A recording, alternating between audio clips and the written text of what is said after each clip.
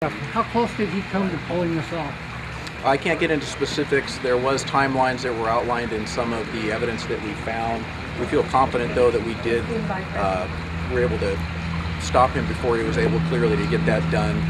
He had taken substantial steps towards that plan and that plot, and we're just very thankful. And again, I think it's just a testament to what you've heard from the school officials here today, just the relationship that they have with the children, the relationship that we've spent years fostering as law enforcement and school officials and with the students. It's really a testament to that, because it's that young man who really is, as to follow up on what the principal said, is the hero here to come forward. Without that, we didn't have anything to go on, nor would we have known about that plot and that plan. So our thanks to that young man. So what are you doing here today? What is the job of police? What are they doing? The job of police is to provide that visible presence to help deter hopefully some of the fears and anxieties that students may have, and just to show support to the school, because we certainly care about the school. This is one of our #1 priorities. Obviously is going to be the safety and security of our schools, and it feels good to be able to be here, have that presence, interact with the students. We've got school resource officers that have been on hand and will continue to be on hand.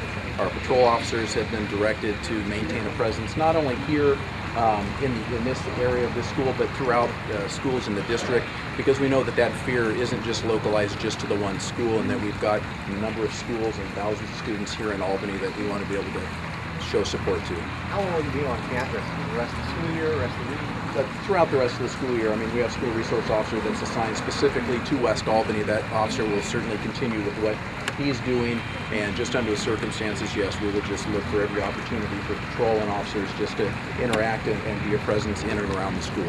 Eric, before this incident, what is the history with this suspect in the Albany Police Department? I'm not aware of any history between the Albany Police Department and the suspect at this time. And are you confident still that he acted alone, had this plan alone, or are you kind of investigating with other kids, other people? We're certainly not going to rule anything out. At this point in time, there's no indication, but we're not going to rule that out.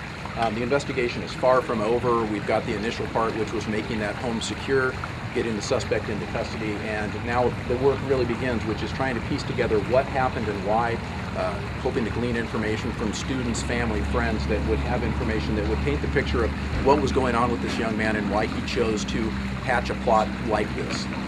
I know it's early, but do you have any sense as to whether these explosives are functional or put together in a way that would... Well, there's no doubt, for the briefing I received, these were functional explosive devices, readily capable of causing significant injuries, death, destruction of property. So no, these were serious, and this was above and beyond just, as it's been explained to me, this wasn't a teenager playing with cherry bombs. These were significant explosive devices that were built with a purpose. Once you got into the investigation, Eric, talk about, were you surprised, overwhelmed, shocked about what you found in the investigation without tipping your ace? Yeah, I mean, all of the above. Certainly you don't want to take any call as routine, but this one definitely, when I received the call, kind of made me sit back and go, not here in Albany. And I think that's just shared throughout everybody in our organization and in the school. That's not something you would expect, but it's certainly something you have to be prepared for. The actions of our officers and investigators was just top-notch. I'm very proud of all the work that was put in, the tireless hours throughout this weekend. And they took it seriously from the get-go. Again, as you heard from principal, immediate notification with school officials. She was here near midnight to let officers in to be able to do that initial security sweep, and was able to begin to share information with us. And that's a key component, because they have so much information that would be vital to investigators, because this is their school. They truly know what's going on and have a finger on that pulse. So it's, you know, credit has to be given here to the staff, to Susie Orsborn, the principal, to be able to just pull out the stops at midnight on Thursday evening to help us with this investigation. Now, he's really young. What could happen to him? Well, that really remains to be seen. I've been briefed that he's going to be arraigned today and be charged as an adult.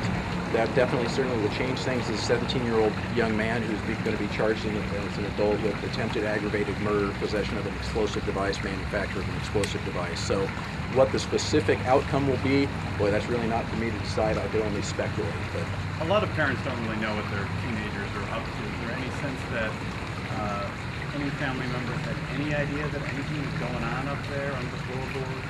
You know, I'm not really prepared to answer that question at this time. I'm not certain what the parents did or didn't know. Was this any larger than the Turnip bomb? Then the what? Turnip bomb that killed the officer in Woodruff? I don't know. I wouldn't know how to put that into perspective and comparison. They were significant devices. There were, as was released earlier, there was pipe bombs, Drano bombs, homemade napalm bombs, various types of incendiary devices that were created. So I wouldn't know. I don't have that kind of experience to be able to put that in perspective. But as it was explained to me by explosives officials, this was significant. This was serious, and in the right place would have caused death, serious physical injury. So, Captain, without giving up your ace, have you talked to him, and what has he told you, the department, on everybody's asking the question, why? I can confirm that we did have a brief interview with him the night that he was taken into custody, but beyond that, I can't really comment.